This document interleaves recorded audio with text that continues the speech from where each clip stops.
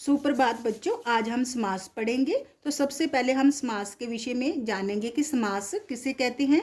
समास का शाब्दिक अर्थ है संक्षेप। समास प्रक्रिया में शब्दों का संक्षिप्तीकरण किया जाता है। दो या दो से अधिक शब्दों के मेल को समास कहा जाता है। तो समास किसे कहते हैं? दो अथवा दो से अधिक शब्दों से मिलकर बने हुए सार्थक शब्द को समास कहते हैं। तो अब हम इसको उदाहरण के माध्यम से समझते हैं। जैसे क, राजा का कुमार रथ पर बैठकर जा रहा है। कर्ण को दान में वीर कहा जाता है। तो जहाँ पे राजा का कुमार, इसमें ये दो या दो से अधिक शब्द हैं। तो जब हम इनको संक्षिप्त करके लिखते हैं तो क्या आएगा?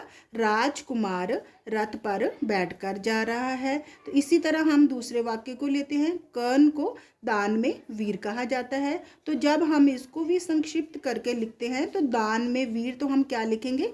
कर्ण को दान वीर कहा जाता है। ये शब्द जो है वाक्यांशों को संक्षिप्त करके बने हैं, छोटा करके बने हैं। तो वाक्यांशों को इस प्रकार संक्षिप्त करके नए शब्द की रचना करने को क्या कहा जाता है? समास कहा जाता है।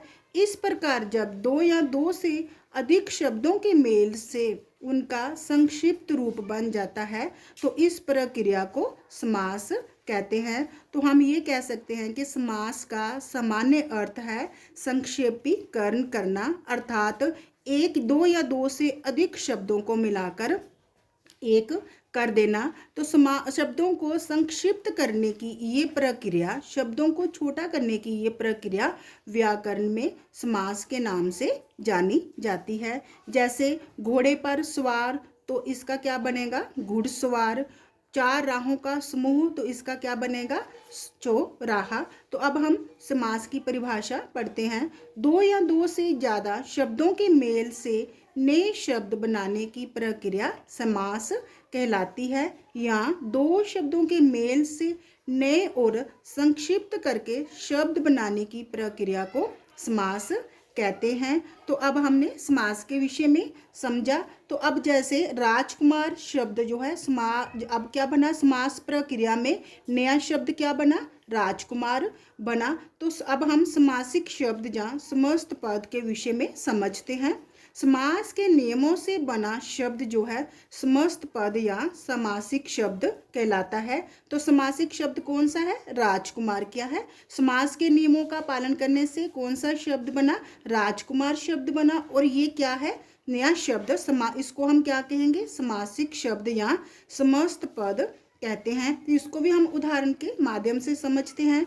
जैसे पाठ के लिए शाला, पदों के मेल से बना शब्द पाठशाला क्या है? समस्त पद या समासिक शब्द है।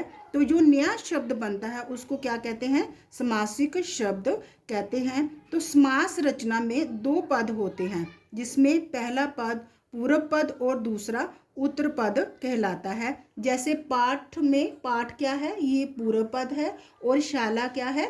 उत्तर पद है। इन दोनों के समास संक्षिप्त मेल से बना नया शब्द समस्त पद कहलाता है। और समासिक शब्द के दोनों पद, समासिक शब्द जो है पाठशाला क्या है? समासिक शब्द है। और इसके दोनों पद जो है, पाठशाला क्या है? पूर्व पद है और शाला क्या है? उत्तर पद है।